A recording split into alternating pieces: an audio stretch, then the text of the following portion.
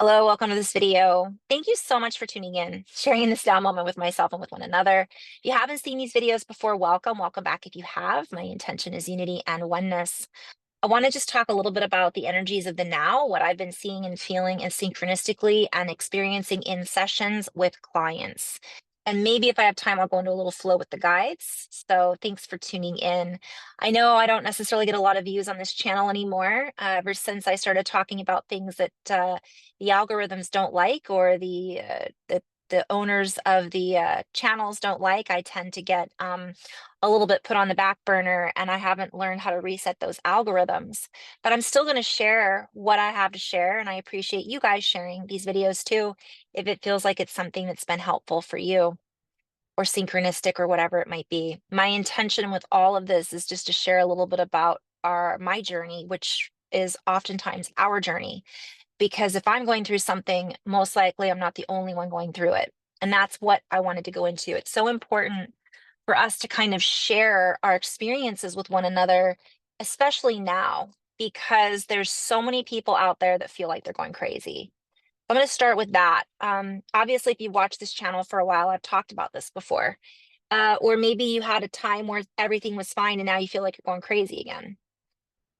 So I always start off with the preface of, if you feel like you're going crazy, go to your doctor, get checked out. It never hurts to have somebody who's a professional in the medical world, whether it's functional medicine or uh, we'll call it a hybrid medicine, to at least have your tests run. Make sure there isn't something serious going on. Make sure there's not a brain tumor.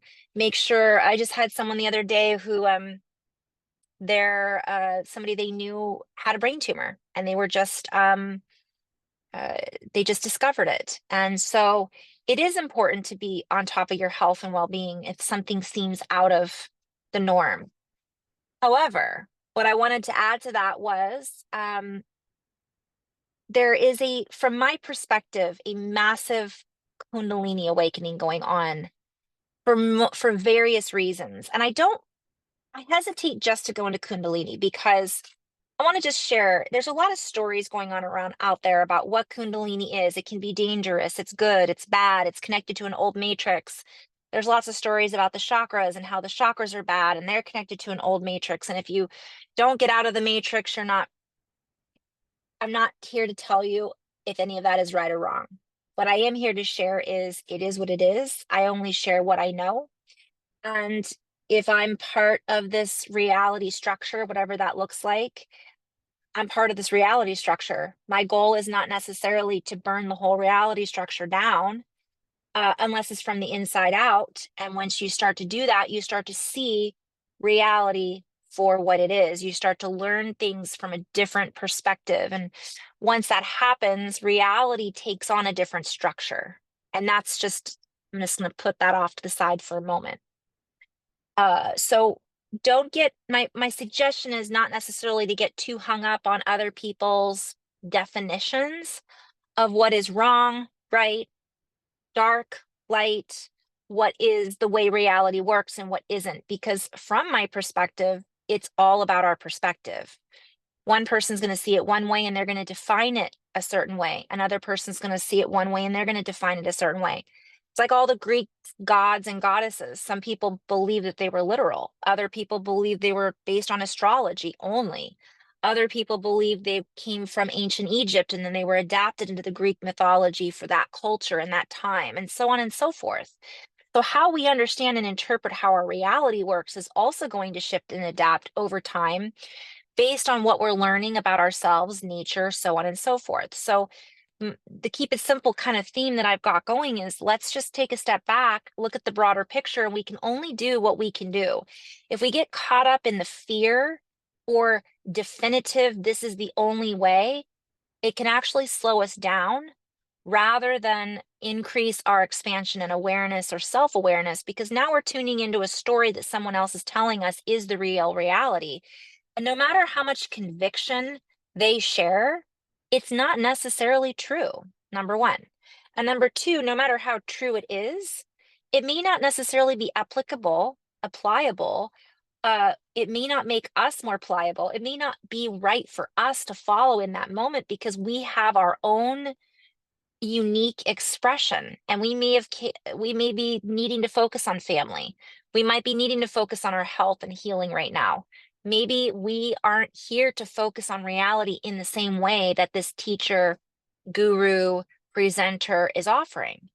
If we find it helpful and expansive and it makes our hearts feel good, maybe that's what we're here to focus on right now. And we can come back to that other stuff, go down the rabbit hole later. So I just want to share that's kind of something that's been coming up. This is the year of the snake, according to some belief systems. And for me, it's a total representation of Kundalini, but Kundalini does not have to be something, another thing from my perspective, that is the end all, be all, only way to activate to our higher potentials. From my perspective, it happens naturally. It's part of our physical template, it's part of our human body and biology. And it's something that many of us are already activated in, and we just aren't aware of it. And um, the message I keep getting is this is the year of the snake. This is the year of Kundalini. We have we have a lot of teachers going around that are activating the Kundalini, that are awakening it. I'm going to bring up Joe Dispenza briefly. I love his teaching and I love his work. But one thing I've noticed with him is, if I may make a suggestion, if you're following Joe Dispenza's work and you're doing his workshops, I highly encourage you to stay on track. And the reason is I've had some beings that I'm working with. Once you activate that energy source and you bring that up the spine, we could call it's a fast track in some ways to perhaps opening up certain channels in the body. Breath work. Let's just bring it down and take it out from Joe Dispenza. What is Joe Dispenza doing? I'm using him as a for instance.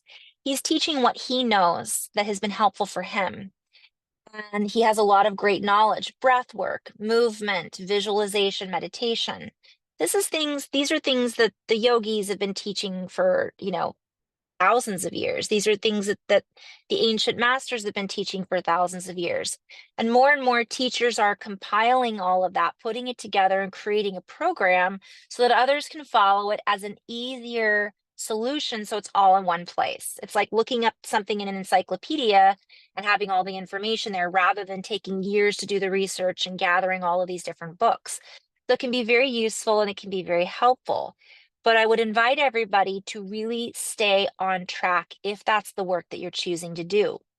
Because more and more people are opening up their energy centers, we'll say dissolving those energy centers that were perhaps compartmentalized into chakras before. And it's becoming this merge with the entire vessel and the entire unit of the light body and whatever else it might be. When you do that, speaking from experience, it will bring up all of the stuff that maybe you weren't even aware was there. And if we are in a place of any kind of fear, if we're holding on to anything that is not love, it's going to come up. So now let me just go back to that. See, that would be an example of me telling you this is what's going to happen. I also want to go back and say that it may not happen for you that way. So oftentimes, I'm going to try to be careful about what I say. Never take anything I say as literal, unless it is something that you feel, do your own research, no matter who you're listening to. From my experience, that's exactly what happened to me. That doesn't mean it's going to happen for you. So don't be afraid, but be aware. I'm hearing handle with care, care for yourself, care for others. Because when we have all of this stuff come up, if we're working on, I'm going to open my Kundalini, I'm going to open my chakras, I'm going to become intuitive, that's all great. But alongside of that is all of the stuff that's been potentially blocking that intuition or compartmentalized that we've been putting off into a box because we thought we would deal with it later. Well, guess what? Everything here now all at once. So I am working with a few individuals who have fully activated that energy center and they want to put it back, right? They want to put that genie back in the bottle. Once you've opened that bottle, It's here. Now it can go into remission for a while. We can ignore it, but it's always there from my perspective. It's not just going to go away at this stage. I've had a couple people tell me lately, I don't want this. I don't want the 5D experience. I liked my life before. That's probably another video I should do a whole other topic on. And then there are those others that are like, I don't want my old life. I want the mystical. I want this magical experience. I want to be intuitive. So you've got both ends. And the people on one side are saying, how could you not want that? And the people on the other side are going, that is not something that interests me at all. Most of the time, the non-interest is because of fear of the unknown, because it would seem weird. It would seem strange. And trust me, it is weird. It only gets weirder. Now, I love it. I am all about that, as you guys know from watching this channel. But when I went through this individual experience several years ago, it was very scary.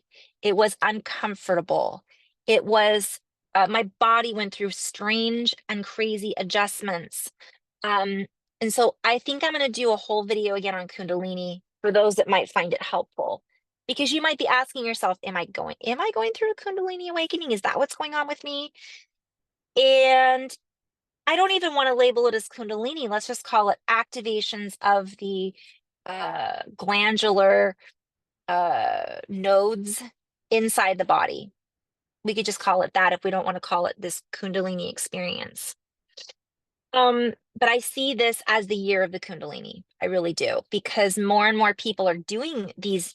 I'll go back to Joe Dispenza. There's thousands of people that are doing these retreats that weren't doing them 10 years ago, right? And now it's just, it's growing exponentially. Also, what I see is it being contagious. I have the sense that when you're around someone who has already been activated, which is why when I first started doing this, I realized I was activating other people. You guys, it's just part of the human experience. We may not even be doing it intentionally, but it's a little bit, I've talked about this before, as the 100th monkey. Look up the 100th monkey effect. It's a theory. Some people say it's real, some people say it's not real. It doesn't matter. It's a good visualization of the potential that is happening through humanity. The ripple effect. When one person activates, we are essentially sending a signal to the quantum DNA that we are all connected to and through, that is the source frequency that moves through all things. If you want to call it a frequency, if you want to call it God, if you want to call it light, sound, whatever it is, it's a vibration that was the original sound emanation from this frequency that is the glue that holds everything together, if we want to call it that. And we can compartmentalize it all we want. Sorry, I'm talking fast. I'm trying to get through this because I have a limited amount of time right now. So as we activate within ourselves, this creates an activation, a buzz signal, a sound. I'm really into the bees, right? And we start to pick up on that code that has now been awakened within our DNA architecture, aka blueprint, that sends out a signal to the glue that we're all encased within, that once we are open enough to feel into that signal, feel into that energy, that frequency, that sound, whatever it is, it activates within us to a certain extent. It doesn't mean that because you walk past someone who's activated, you're necessarily going to immediately have your Kundalini start going. But you'll know, because it's birds of a feather, right? We start to send out these signals to each other. And for those of us who are ready, or sometimes don't realize it, maybe because the timing is right, we may not feel like we're ready. It sometimes just happens. So again, I'll do a video on this maybe this weekend in much more detail, but we're seeing this, I'm seeing this a lot more. It's as in all ages. I'm working with, 80 and 90-year-olds and people in their teens and early 20s. It doesn't matter how old the person is. Also, there's this theme going out that once you've had certain things happen in your body or you've made certain choices, you're not going to awaken. That's not what I'm seeing either. I am seeing all walks of life beginning to awaken in their own individual way. All age groups, all people, all backgrounds, all health conditions. And I'm and part of it maybe is because I'm around them, right? And other people that are activated, they're starting to spend time around. People are starting to be drawn to the groups, to the energies, to the people, to the places, to the things that are activating for them, stimulating, that feel like, you know what, this is something I've never experienced before. I want to know about this. I want to feel this. And it can be on the subconscious level. It's not necessarily something that people are even consciously aware that they're doing. Sometimes you're just drawn to someone. And there's other reasons we're drawn to people. It's not just because of uh our pheromones that we're putting out or our energy that we're putting out, but everything is energy. So, meaning it's not necessarily condensed into just because it's Kundalini or you're drawn to someone because they're activated. Sometimes we're drawn to people for other reasons, of course. But so that's something if you're noticing, you might be curious about things you weren't curious about before. You might be drawn to a particular person, and it might be because you need to learn things from this person. It might mean that you need to be triggered by that person. Who knows? But I'm also sharing that a lot of it is this glandular activation that's happening in our body, in our vessel, that is sending out a signal and people are drawn to it. It's like a homing beacon. Okay. I've been working with people who are very afraid of the future. That's the other thing that's coming up. They are not happy with the political arenas. I have people that are ecstatic about the political arenas. Either way, whether you're in fear or you're ecstatic, it is about balance. We are not here to be so high all the time that we're not grounded in our own bodies. And simultaneously, or maybe we are so we can experience the grounding, so we can experience what that feels like. From another perspective, if we're walking around afraid of the future all the time or afraid that we're going to have some uh, terrible thing happen, we are focusing that energy, and that is a creative substance. Thoughts are a creative substance that becomes substantial, that becomes substantiated by our actions. And if we're acting from a place of fear, we are co-creating a fear spike of energy. We're creating a signal that gets sent out into the fabric of reality that we are all woven within in our realities. And this creates like attracts like, right? So that's just something to keep in mind as well. What is it that we are afraid of? And I'm going to share the list that I've had recently. And I'm just inviting you to ask yourself, what am I still afraid of? What is it? And I still have fears too. I mean, I'm afraid for my family from time to time, or friends, or, clients that I have that are going through something. I feel fear in many situations and circumstances, but I'm consistently called to, instead of act on that fear, to integrate the fear, to recognize it. I always say acknowledge and recognize, which is, or recognize and acknowledge, raw, right? RA. RA. Recognize, acknowledge. Recognize I'm seeing it, I'm feeling, I'm acknowledging that it's there, and maybe come into a place of acceptance that that's what I'm feeling, not fighting it and saying, don't be afraid, block it, block it, block it. That's not what the guides are always saying. They're saying, recognize it, acknowledge it, accept it. That doesn't mean I'm going to hang on to it and say, okay, that's mine. I'm not going to let it go now because it's mine. Some people are afraid of putting things out into the universe, and I can't say that out loud because that can be helpful, not to say things out loud that are fearful. However, there's a fine line between that, so we don't manifest it as real, and being in denial and thinking it all the time. So sometimes we say it out loud and we can realize how silly it might sound. We can say it out loud and go, how do I feel about what I just said? It doesn't feel good. I'm going to cancel, clear, delete that. Um, Sometimes it might be, uh, hold on, gosh. What I'm trying to say is some people have fear around fear, like, oh, I can't say that out loud, or, oh, I don't want to use the word chakra because it's part of a matrix. And once I use that word, that means I'm sucked into that reality. Let's take a moment and recognize that none of us really know exactly how reality works anyways. I don't care if you're a physicist or an astrophysicist or a total psychic that sees everything. There's all we see what we can see. Nobody sees all, except for the frequency and source energy and spirit that moves through all things, right? But spirit that moves through all things is seeing through our eyes, seeing through our senses also. So we are part of that. So how do we want to see, project, feel, interpret, and recognize that we're still encased within that same soup? I'm going to call it the full package of God, if you want to call it that, the light, the sound, whatever word resonates with you. So we're being called to ask ourselves, what are we afraid of? Because sometimes the fear is so deep that we're so afraid of speaking how we feel, speaking it out loud, that, oh, we're going to create it. Well, we're already creating it if we're thinking it all the time.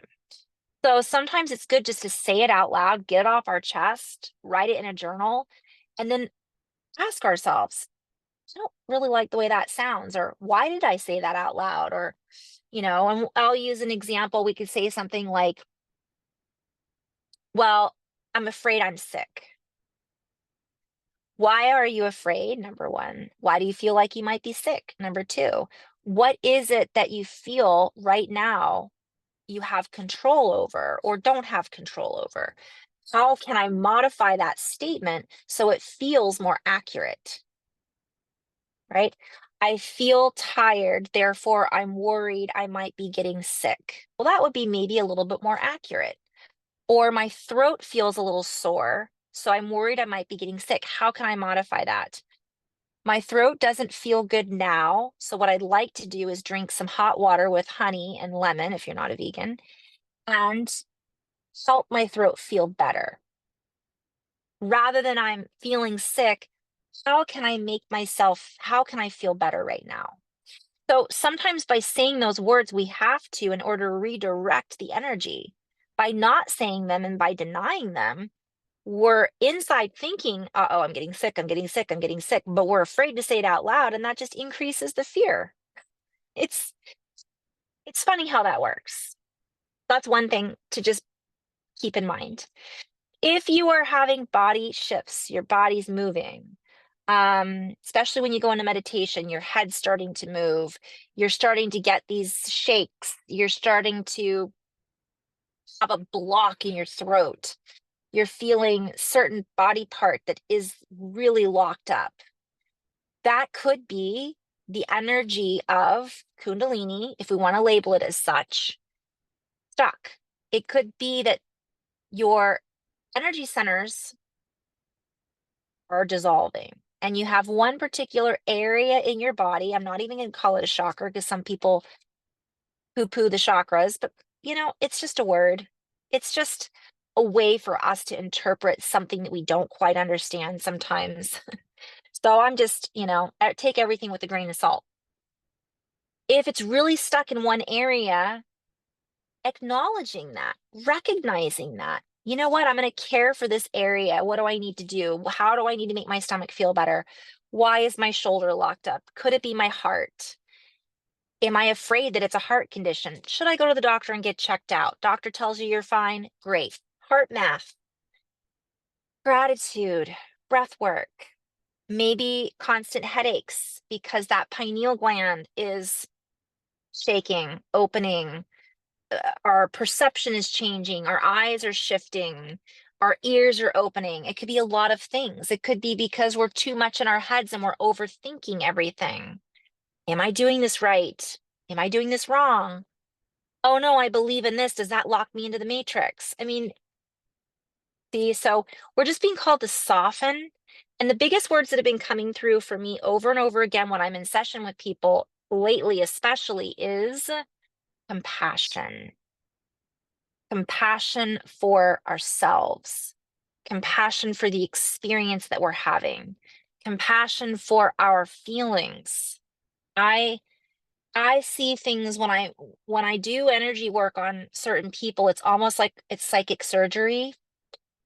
And some of the energies that we hold on to, especially fear, they take on a shape that I see in my mind's eye.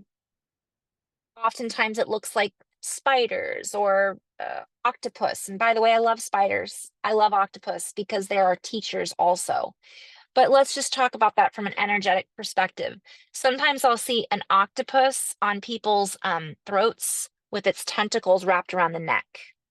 And it's just, I know that sounds gross and creepy and weird, but it's just my interpretation of this energy that they're feeding. That's it's that entity isn't necessarily something that somebody else has thrown on them. It could be from one perspective if we're living with someone who doesn't listen to us, that we essentially accept or overcompromise. We can create that. They're creating that. It's a combined effort. But essentially, when we take that on as our own, and that comes back to acceptance. We can accept that that's something we're doing. That doesn't mean we're going to accept and say, I'm going to take that person's energy and make it my own. That's the difference. Recognizing that this is energy that we've collected and accumulated for whatever reason. Sometimes it's because we feel safer not saying anything because we don't want to get into a fight. Sometimes we feel safer not saying anything because maybe we'll be misunderstood. Sometimes we have a fear of speaking because we're afraid of what we might say. Um, Sometimes we have a fear of speaking because we've never been listened to before and we don't know what it feels like if somebody actually heard us. So I could go on and on for the different reasons that people have these entities. That energy piles up and it becomes a living, breathing energy that in the astral realm or in the other layers of the nesting doll that we have as bodies, the emotional field, it collects and it creates a shape and it hangs on. And then it's like Alien, right? The movie Alien. I soften the energy, or better spoken, I work with the person and their energetic field that is beyond the physical, that is the soul of the person. And our souls get together and our guides get together and our frequencies gather and we move things around. We shift how we feel through the work of the energy, through working the energy, right? Through sound, through visualization, through movement that just softens it a bit so that it can be lifted. And then we give ourselves permission by working together to clear it, to dissolve it. And usually I visualize lifting up that octopus. I love it because I love you. I'm sorry. Please forgive me. Thank you. The Ho'oponopono. And I recognize that I've created this at times in my own life. I've seen these things before. They're part of everything that we are part of, the soup. I'm not going to go, oh my goodness, get away from me. Not going to touch that thing.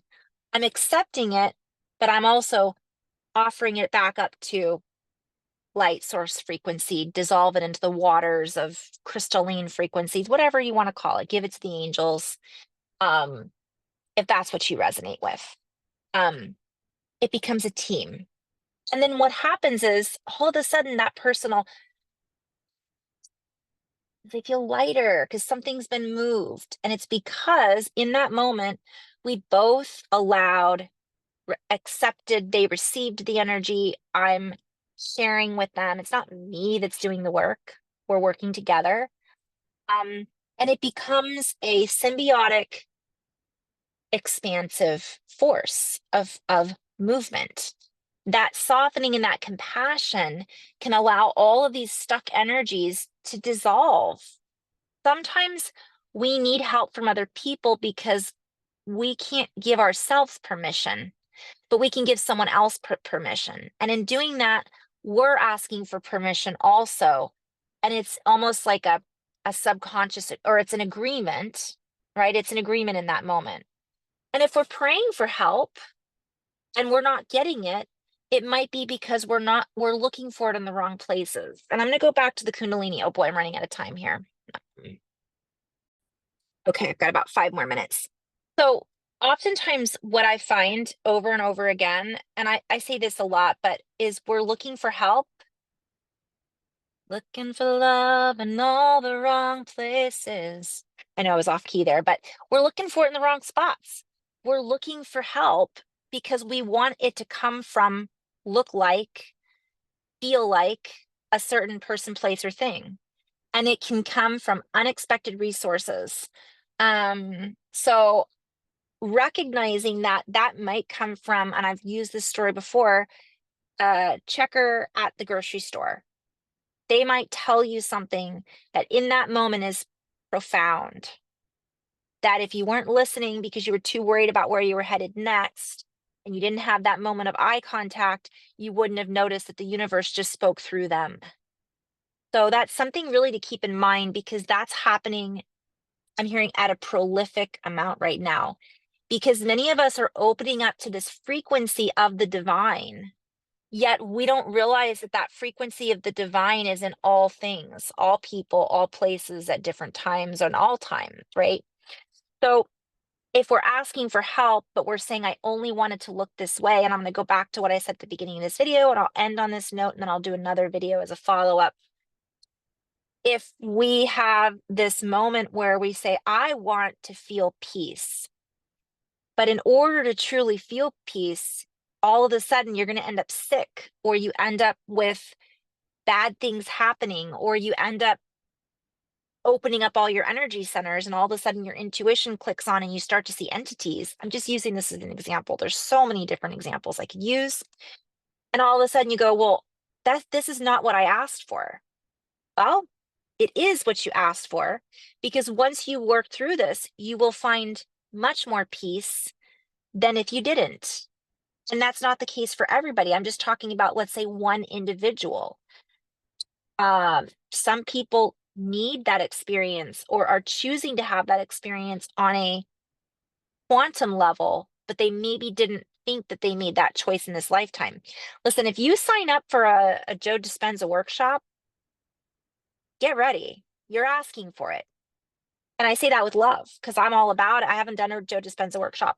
I went through my own stuff, which is very similar to what he's teaching, 7 years ago, or however long, 10 years ago, 5 years ago. I don't even know. But my point is that rather than be afraid of what you ask for, be in full care of what you're asking for. When you receive it, it may not look the way you want it to. And what's that sound? You might not get what you, sometimes you just get what you need. What's it, Rolling Stones? So what's happening is sometimes that process to get to the peace that we're asking for shows up as the opposite, because and I know that there's some people go, I don't want to go through that for the next 4 years. I don't deserve that. I've been through enough already. Okay, I don't have enough time to address that, but we'll do that in another video. I get it. I totally get it. Been there, done that.